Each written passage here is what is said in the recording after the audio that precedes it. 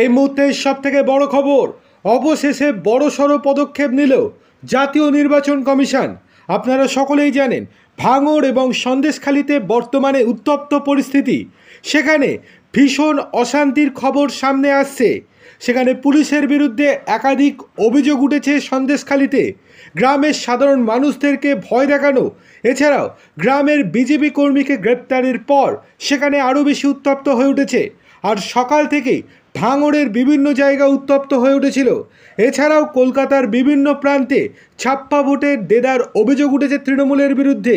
এবার সেই সব অভিযোগের বিরুদ্ধে নড়ে চড়ে বসল জাতীয় নির্বাচন কমিশন। বলে রাখা ভালো, এখন থেকে প্রায় 40 মিনিট আগে রাজ্য বিজেপির সভাপতি সুকান্ত মজুমদার মেল মারফত জাতীয় নির্বাচন কমিশনারকে অভিযোগ জানিয়েছিলেন এই অবস্থার জন্য। এছাড়াও ওখানকার যারা প্রার্থী তারা অভিযোগ জানিয়েছে জাতীয় নির্বাচন কমিশনকে। এছাড়াও মুখ্য নির্বাচনী আধিকারিক জেলা শাসকের কাছে রিপোর্ট তলব করেছে। কিন্তু এবার নড়ে চড়ে বসেছে জাতীয় নির্বাচন কমিশন। সপ্তম দফার সকাল থেকেই বিক্ষিপ্ত অশান্তির খবর উঠে আসছিল। সবচেয়ে বেশি অশান্তি হয়েছে ভাঙড়ে, উত্তপ্ত সন্দেশখালীও। এর মধ্যে কলকাতার বিভিন্ন ওয়ার্ডেও তৃণমূলের বিরুদ্ধে ছাপ্পা দেওয়ার দেদার অভিযোগ উঠেছে বিজেপির তরফ থেকে এবং সিপিএমের তরফ থেকে। গেরুয়া শিবিরের অভিযোগ, বেহালা পশ্চিমের 127 নম্বর ওয়ার্ডের 241, 242, 265, 264, 212, 213, 214 নম্বর বুথে দেদার ছাপ্পা ভোট চলেছে।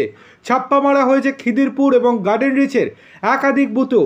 কসবায় 107 নম্বর ওয়ার্ডের 309, 310, 226, 227 নম্বর বুথে আবার ভয় দেখাচ্ছে তৃণমূলের বাইক বাহিনী।